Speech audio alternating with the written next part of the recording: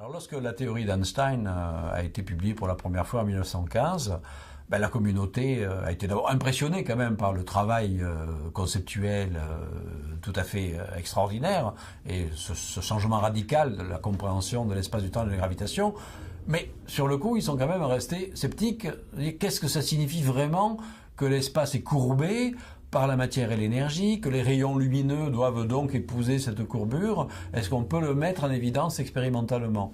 Alors je dois dire, moi qui ai beaucoup étudié l'histoire de cette époque, je sais qu'Einstein au début n'était pas très soucieux de mettre sa théorie à l'épreuve des observations. Et c'est un astronome allemand qui a dit, professeur Einstein, si vous voulez vraiment convaincre la communauté des astronomes que votre théorie est juste, il faudrait mettre en œuvre quelques observations astronomiques mettant en évidence ces effets de courbure.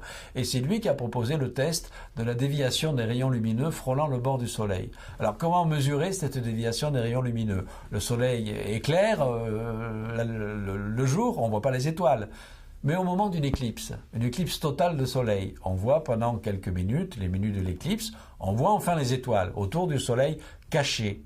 Alors maintenant, la théorie de la relativité générale nous dit, eh bien en fait les étoiles situées juste à l'arrière-plan du soleil, le trajet de leurs rayons lumineux, pour venir jusqu'à nous, frôlant le bord du soleil, vont être légèrement incurvés, si on croit la relativité générale.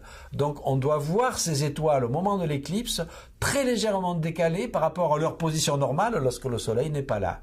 Faisons les mesures. Ça tombe bien, en 1919, une éclipse totale de soleil est prévue. Il y a deux groupes d'astronomes anglais qui vont observer cette éclipse. L'un va en Afrique, l'autre va en Amérique du Sud. Ils font les mesures précises, la carte des étoiles au moment de l'éclipse totale de soleil. 6 mois plus tard, ils retournent sur les lieux et ils prennent le même cliché en l'absence du soleil.